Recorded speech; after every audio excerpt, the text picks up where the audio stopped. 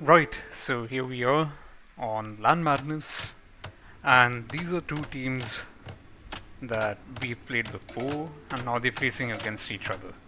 So we have a team of three. In the odd numbers, we have Frog in blue, he's a Vietnamese. In green, we have their pocket, Captain Soap, who is the Persians. And in teal, we have the other flank, Lord of the Memes, who's playing the Turks. And the opposing team is a team that myself and two of my teammates played earlier. It's actually one of my first videos on this channel. And in red we have Kois, who's playing the Mongols. We have Abba Handala, who is playing the Georgians. They do have some issues from time to time with the sound, with the internet connection.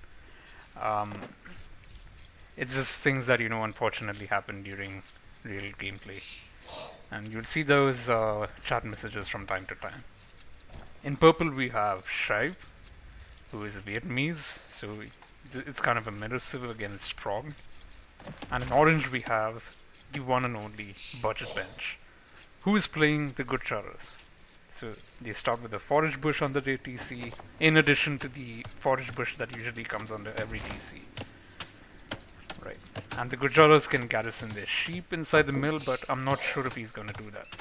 So now that we have the player introductions done, it's a 3v4 on Land Madness. And Land Madness typically has unwallable terrain. It's open-ended. You don't have large wood lines, except a few at the back.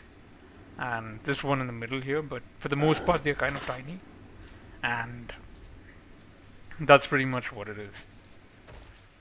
So you find your sheep, you do have one boar, and you have a couple of patches of deer, depending on how much and how many you're willing to push. So it's pretty much standard Dark Age from everyone. I mean, some of these players like Budget Bench are like low elo, so you don't expect the standard Dark Age play from them, but at the same time, they're not messy enough to the point that they make silly mistakes, they lose villages to bows, etc. Yes. So yeah, there was a drop, and now things should be fine. Right, so they're chopping wood, and Hamza, as usual, is the first in Feudal Age. So if you remember the last game that I cast, he struggled in the Nomad match against myself and my team, and it didn't really show who he was as a 1v1 player, like a person who is like a 1400 elo player, right? But in this game, he's pretty much set to repair that reputation, if I may say so. So yeah, you have a bit of a Dark Age / Feudal Age scout war. Spears coming out to take out some of these scouts. And you can already see like yellow has one scout with low HP. Right, and you don't get onto normally if you're a regular civ, you don't get a monk until Castle Age. But because Abba is Georgians, his scout will slowly heal over a period of time. Right? So it's a 9 HP now, it's become 10. And the healing rate is much faster in Castle Age and even faster in Imperial Age. So choosing a cavalry civ as a pocket, probably a smart decision. Although you could argue that he kind of took the easy way out by choosing Georgians, because Georgians currently are like a top tier 1v1 civ, a cavalry civ. And there are some people who love them, some people who hate their unique unit, the Manasma. Right, so red has already started scouting teal because they are the opposing flanks. And Soap has already seen that yellow has a bunch of scouts. So, and he pings them right here, so against the green X mark.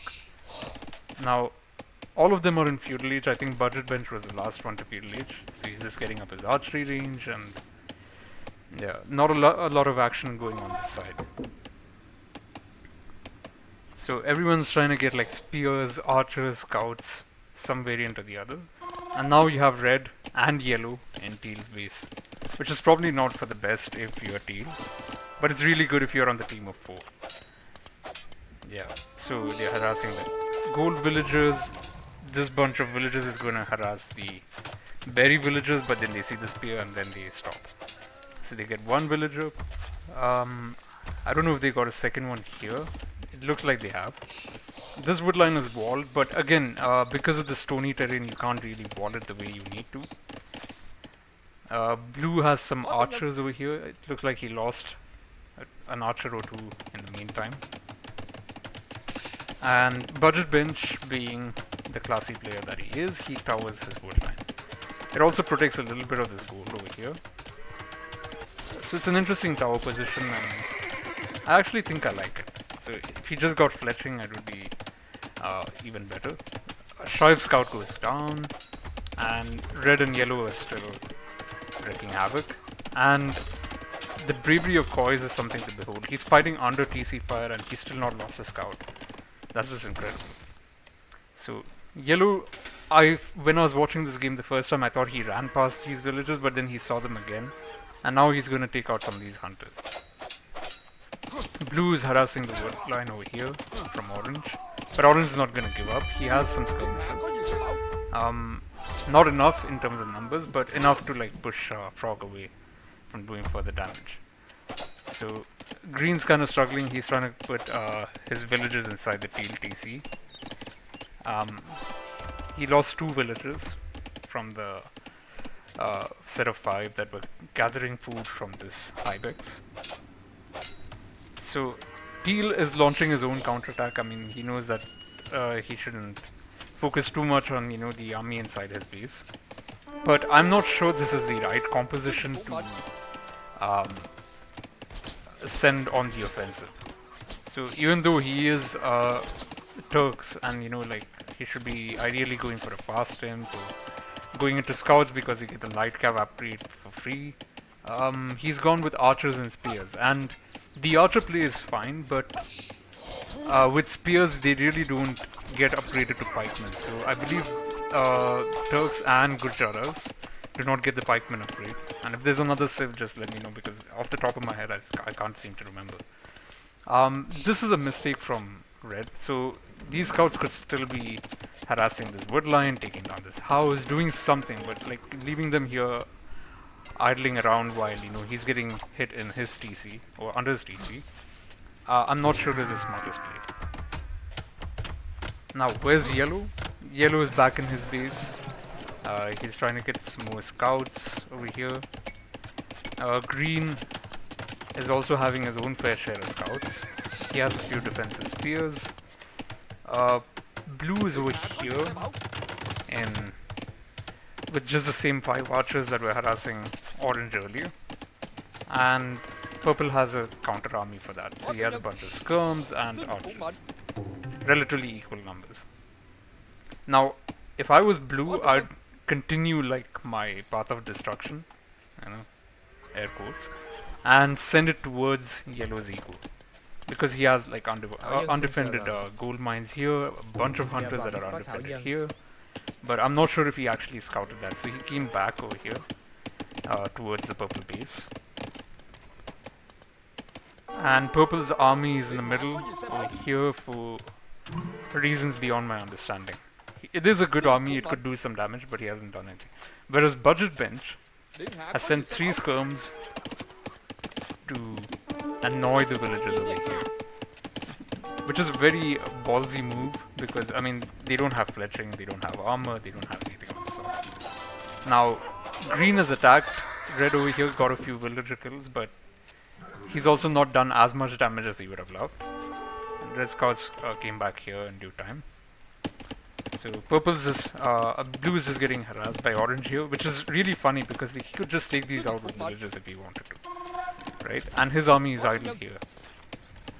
And I'm not sure this is the right play, because he still has points where he can attack. If he's just focused over there, not focused too much inside his base on eco and whatnot, well, it would have been better. So yellow's already in Castle Age, red's now in Castle Age, blue is going to be in Castle Age soon, and green's also halfway through Castle Age.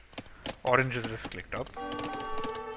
So you have a bunch of scouts, you have archers and spears, knights as well. Yes. So even the knights heal over a period of time, and the knights against spears is a better attack composition than scouts against spears. The knights are also used to target archers, so they get unnecessary hits from spears, and that's probably where he lost a knight and a scout, which was not really required. I mean, it was not necessary. He's going to probably lose this knight as well, and this scout as well. So, in terms of a trade-off, I think the time taken to create the knights and scouts is probably not the best.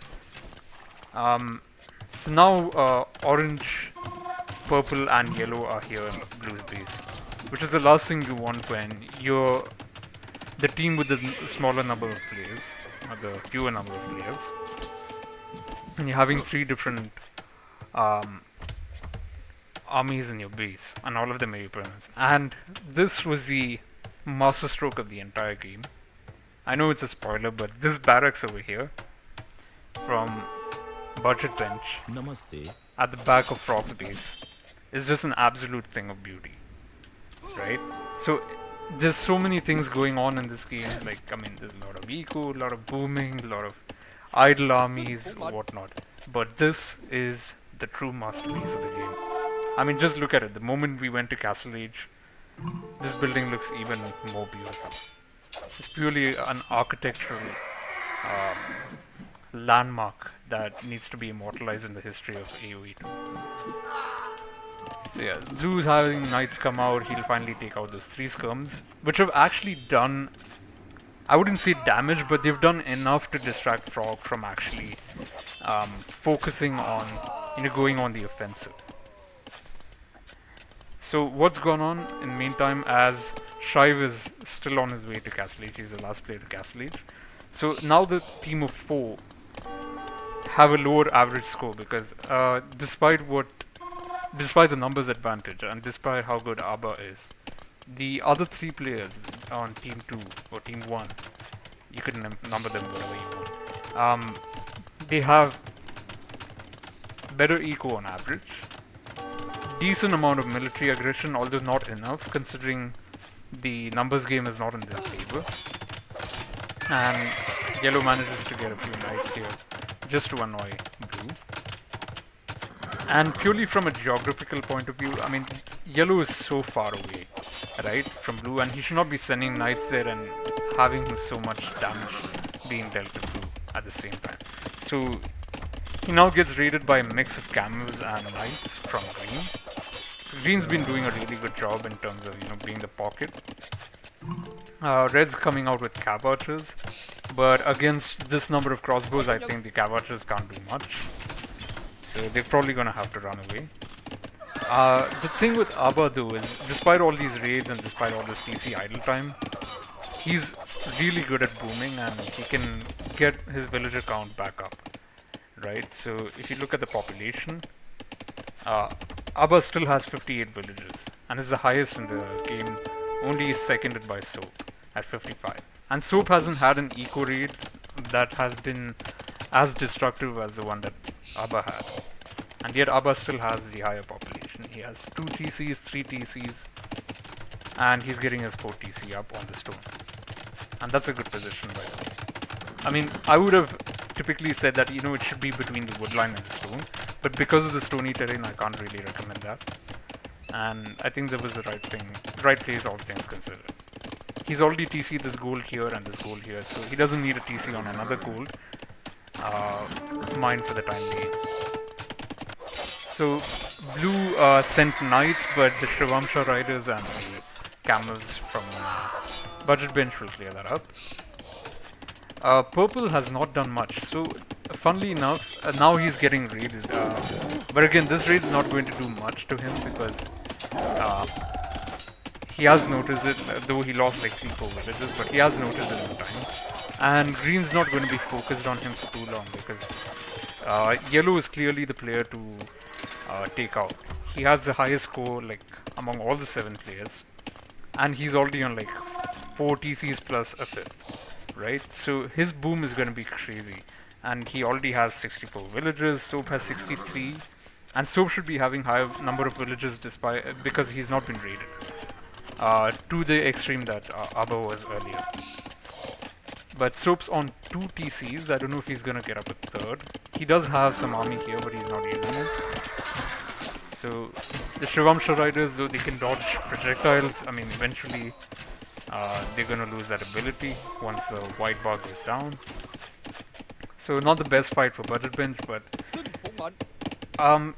here's the thing though. I mean, like, he's doing enough to just make sure that blue's not on the offensive. Blue's always on the defensive, or trying to do rushes that don't really impact orange in the manner that would cause him to resign, or like suffer heavy losses. So teal has his army here. Teal's been struggling. He's been hit by yellow and red multiple times, but he's still going strong despite all the setbacks. But he is making the mistake of grouping your faster cavalry units and archers/foot units, which I would never recommend. Always set them into two different control groups.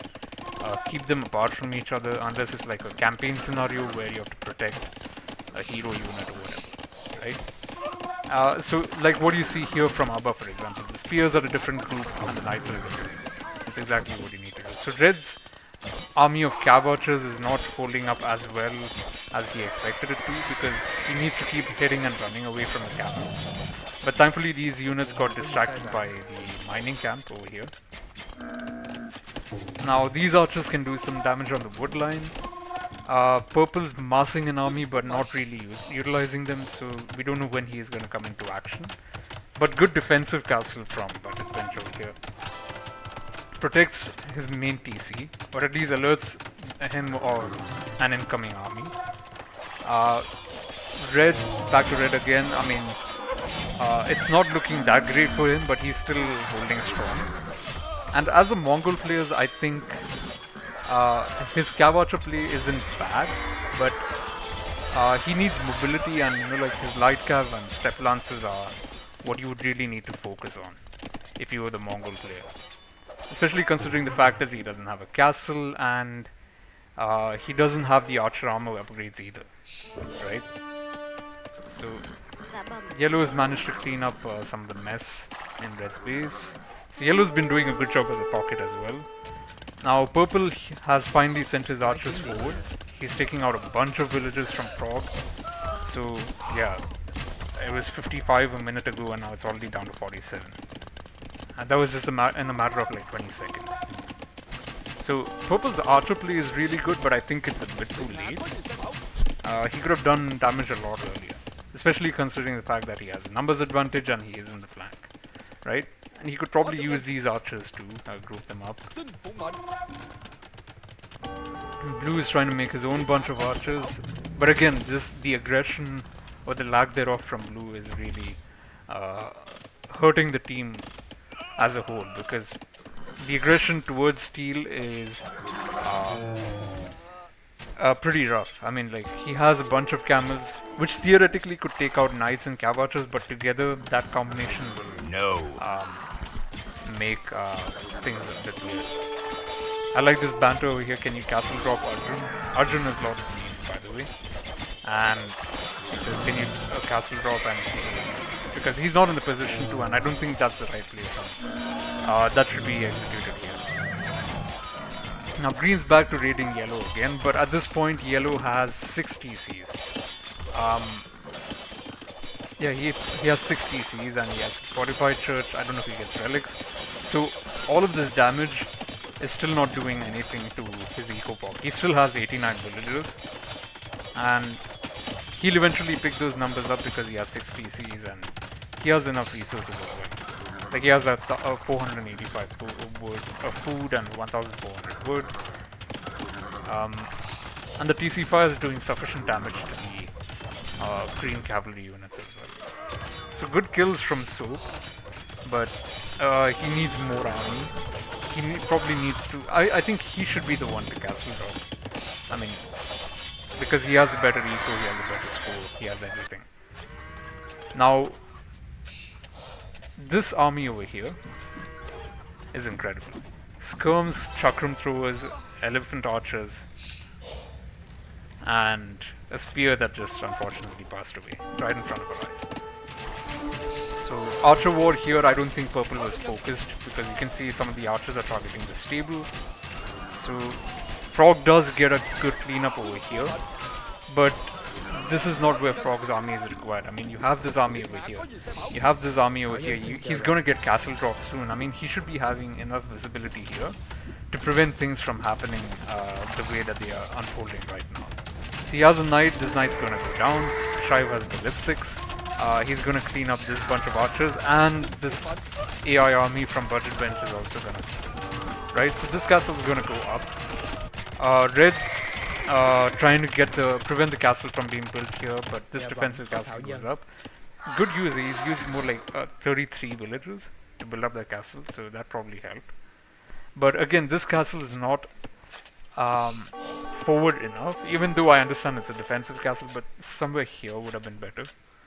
And now purple has the psychological advantage over blue, for the sole reason that he has a castle here, and blue doesn't have an army or any form of siege that can take out this castle at the moment. But let's see what happens later on.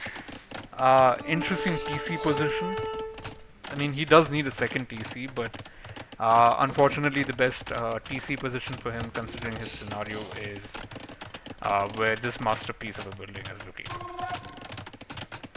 So orange has his AI army attacking the archery range, and now Shive's mixing in Rattan archers. They have incredible pierce armor, but I think the number of Rattan archers is lesser than I would have preferred if I was Vietnamese. This raid is not really doing anything.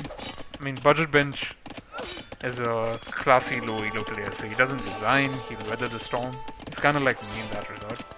And there's a fortified church built here, but it really doesn't make a difference, because for whatever reason it doesn't attack anything. It doesn't attack this house, it doesn't attack this these barracks, it doesn't attack any building, it doesn't even attack these cav archers for some reason, which is very strange. And so yeah, blue's base is a complete wreck. Green's gonna keep getting raids, but again, he can do whatever he wants in Abba's 60C extravaganza, but in terms of eco pop, Abba's still above 100 villagers, and he's still the highest among all the players right now. And having 6 TCs really helps, and having the amount of food that he does really helps. And now he's going into Manaspa. This is the unique unit of the Georgians, and this is a game changer right here, because you see when they're together they have a +2 attack, right? But the moment, that's because they're only 10 right now, but once they're like 30 and they're fully upgraded and you research the elite upgrade, they can get like crazy amounts of attacks. So they'll have like 14 plus 6, 14 plus 7. So yeah, yellow hasn't clicked up to imp, which is the funniest thing that I noticed right now, because purple and orange, who are like not really doing much and are relatively the weaker players in the team, they are actually first to imp, and that should be really agonizing to see if you're on the opposing team, because they already have the numbers advantage, and now their 2 weakest players are an imp, and they're going to be able to make trebs, and you know, they don't need to save food and gold for advancing to a further range, right? Armored elephants from orange, so the AI army keeps diversifying its portfolio. Yeah, so these 2 TCs being together, I mean, doesn't give a lot of farm space, you can't really do much. So now he's making a lumber camp and a mill, bunch of houses. I mean, he's really struggling over here. Blue, honestly, with his lack of aggression in feudal, he was aggressive but not aggressive enough. It has really cost his side of the map right now. So again, Green's trying to support. He's doing a phenomenal job trying to raid Abba, trying to raid Purple, trying to raid Budget Bench. I mean, he's doing a lot, but unfortunately it's just not enough. And Teal's not able to support anymore now. You have 2 mangonels that probably take out some of these villagers, but these villagers see it in time. He didn't lose that mangonel, so that's well played on his part. He put it out just in the nick of time. Shout out to both the Necks, one from New Zealand, one from Dubai, who are watching this game at some other time interval in the universe that we live in. So this blue mass over here, 25 crossbows. What can they do?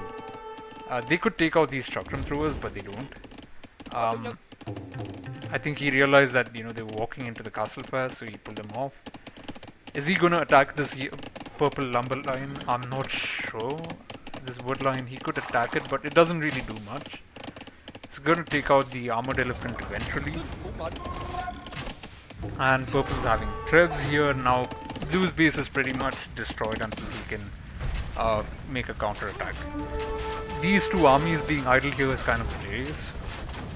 Because I understand that, yellow or Abba is actually going in for the kill. So he's trying to mass knights and Monaspa. He's mostly focused on Monaspa now. Although the attack bonus for the Monaspa still stands if you have a bunch of knights mixed in. They just need to be near the knight line, like Cavalier, or just with other Monaspas. So he's going to be in M soon, which means he'll probably try to get the elite Monaspa upgrade at some point. So Red's throwing away his Cav archers, but this TC over here is a desperation TC, so he'll have a lot more villages on wood. Red pulls back his Cav archers in time, but at this point I don't think Red needs to do any damage on this front. So what he could do is mass Mangutai if he has the resources. He does seem to have enough wood and gold. He could go for Mangutai and help push on this flank over here and keep these reserve armies of Cav archers, just in case there's a raid or something from deep. Now Soap is in a bit of a pickle because he has camels, he has knights, but he can't realistically hit somewhere and make enough of an impact. Yeah, he's gonna probably lose these knights over a period of time. Purple's just getting wrecked, and now these knights are finally back in action. They're taking out some of the crossbows, they're taking out some of the villagers, and Frog's population is not looking good. I mean, he only has 63 population. He has 40 military and 26 eco. It should ideally be the other way around, even if you're on losing end. So Purple's having a few, Teal's having a few light cap, but I'm not sure that's gonna do much. Green's mining gold here. Abba's dropped a castle right in the middle here. This is a great castle. It could have been a bit closer to Soap's base, but that's a topic of discussion for another time. So Soap's mixing in light cav and knights. Not sure why he's going light cav. He could be using that food to go into Savas. So he has clicked up for Cavalier, but I'm not sure if he'll be able to click up to Savas in time. So Purple's been taking advantage of the fact that he wasn't really attacked much in Feudal Age, and he was first to end. So now he's just shooting down all these villages. Blue seems to have given up, or he's just focused on his army over here. And look how long it takes for Blue to shoot down a Rattan archer. It takes forever. Like, considering the HP, it's like 40 HP unit. It's taking him forever. So what's happening here? The gold mine has been completely neutralized, and the Monaspa have 14.6. If he'd come in with more Monaspas, he could have 14%, which he might at some other point in the game. And when you have this mass of Monaspa, even camels, Imperial camels, are not going to do much damage simply because of the high attack that the elite Monaspa currently has in groups, right? These Mangudai could be helping out a lot more. They need to be more Mangudai and group them with the Cav archers and have more raids and support the Monaspa army, for lack of a better word.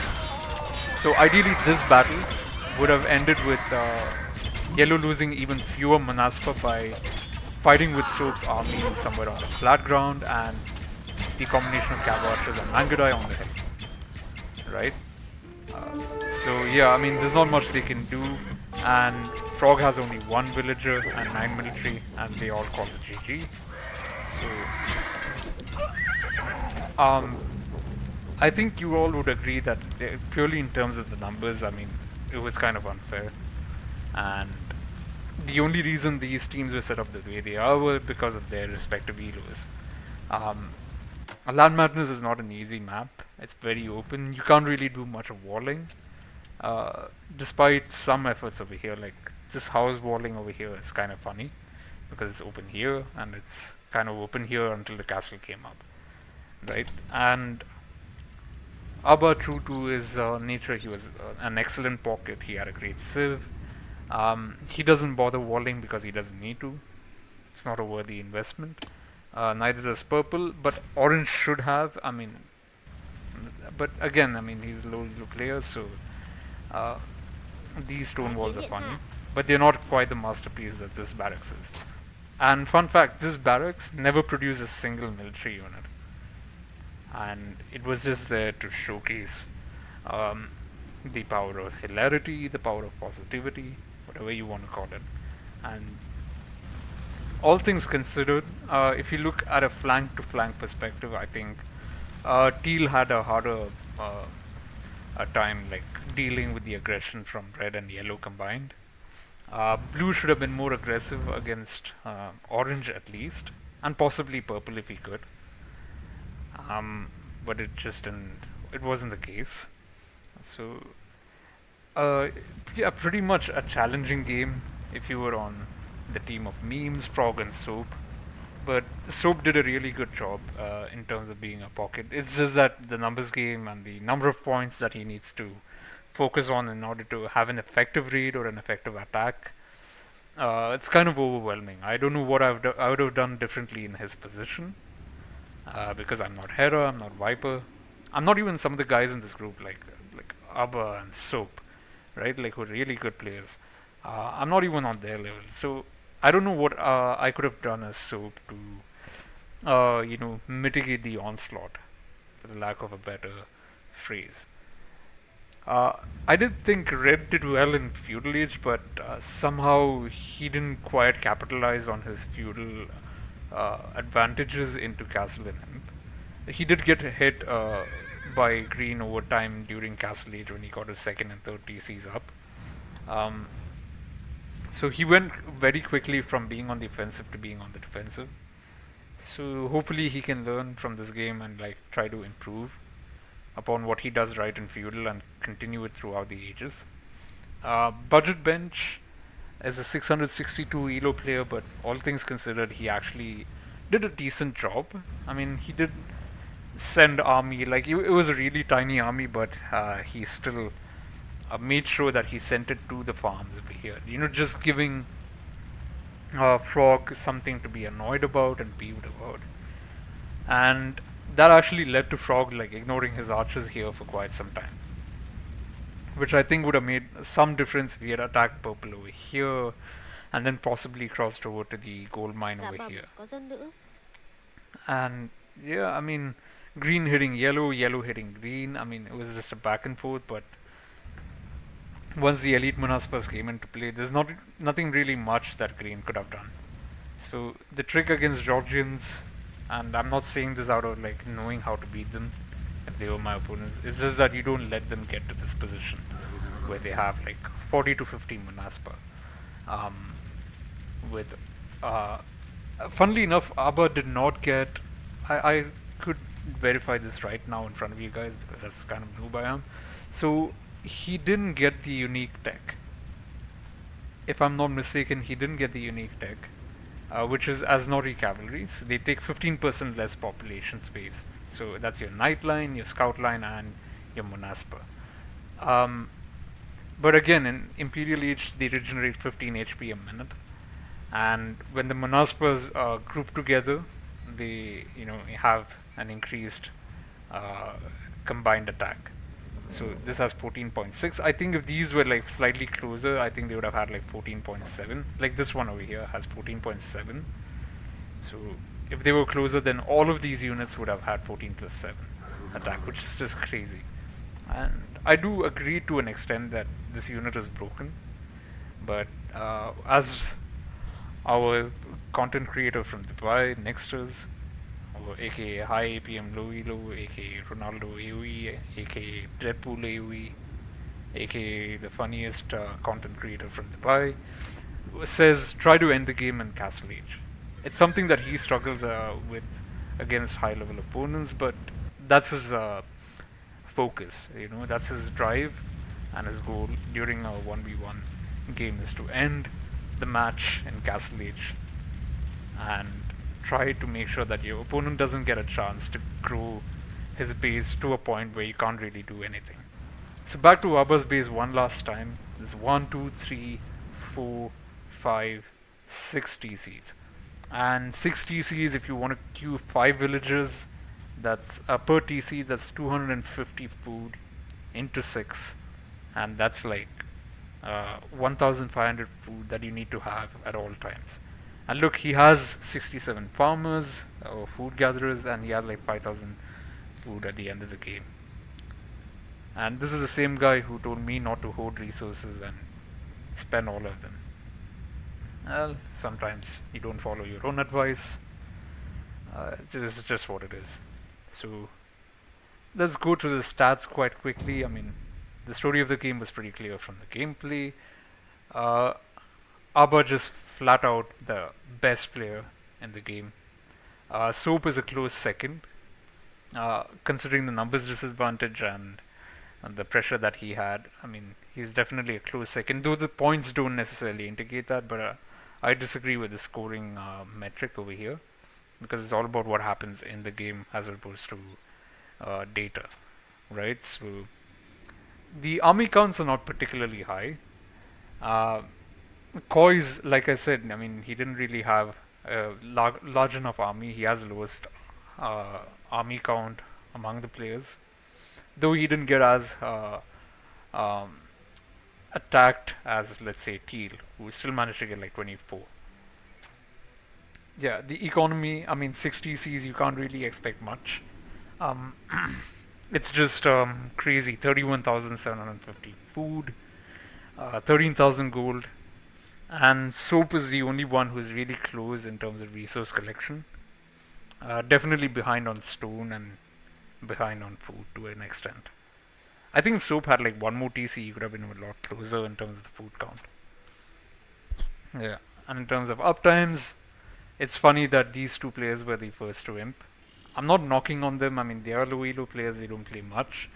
And they're not on the 1400 bracket, they're on the 900 and 600 bracket respectively. But again, they take advantage of the situation and the scenarios that are happening in real time. And them clicking up to imp was probably a smart move purely from a psychological perspective. The castle drop from Shive really helped. Not going to go much into details in terms of castles and the villager high as we explained during the game. With 60 Cs, I mean, it's easy to reach a high villager count. And the timeline, well, it's just a big old rainbow flag. So, that was Madness on Land Madness. I hope you had fun watching this. I was kind of surprised that no one went for relics. But yeah, well played to all 7 players, and especially the team of 3 who had an uphill battle and they gave it their all. Right? And one last time before we leave, the masterpiece, the Orange Barracks from Budget Bench 6953.